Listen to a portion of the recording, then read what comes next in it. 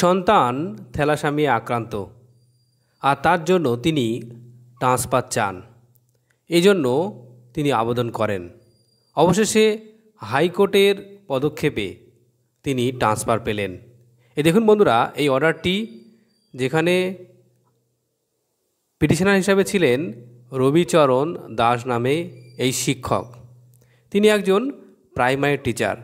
তিনি ট্রান্সফারে আবেদন করেছিলেন। কারণ কি দেখেছিলেন?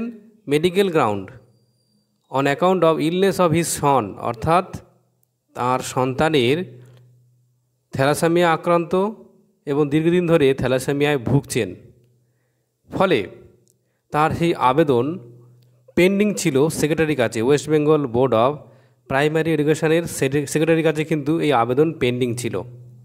Without entering into the merit of the said application, অর্থাৎ সেই আবেদনের গুরুত্ব না দিয়ে secretary West Bengal board of primary education consider the prayer of the petitioner in accordance with the law and the earliest but positively within a period of 4 weeks from the date of communication of this order, অর্থাৎ court এর আগে নির্দেশ দিয়েছিলেন যে যাতে দ্রুত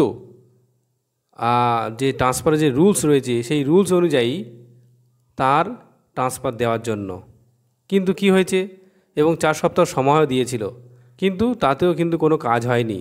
যার ফলে একটা রিজন অর্ডার প্রকাশ করেছে আবারও high court. Reason order passed and communicate to the petitioner immediately thereafter, অর্থাৎ এই অর্ডার পাওয়ার পরে দ্রুত কার্যকর করার কথা বলা হয়েছে। দেখুন, learn advocate for the petitioner is directed to forward A copy of the application checking transfer along with all medical documents, অর্থাৎ তার সন্তানের যে সমস্ত মেডিকেল গ্রাউন্ড রয়েছে তা সেই সমস্ত ডকুমেন্ট ভালো করে যাচাই করার পরে যাতে দ্রুত কোর্টের অর্ডার মেনে ট্রান্সফার দেওয়া হয় সেই ব্যবস্থা করার কথা বলা হয়েছে। এই দেখুন, আইনজীবী হিসাবে ছিলেন সুব্রপ্রকাশ লাহিড়ী এবং বিচারপতি হিসেবে ছিলেন অমৃতা সিনহা। ধন্যবাদ।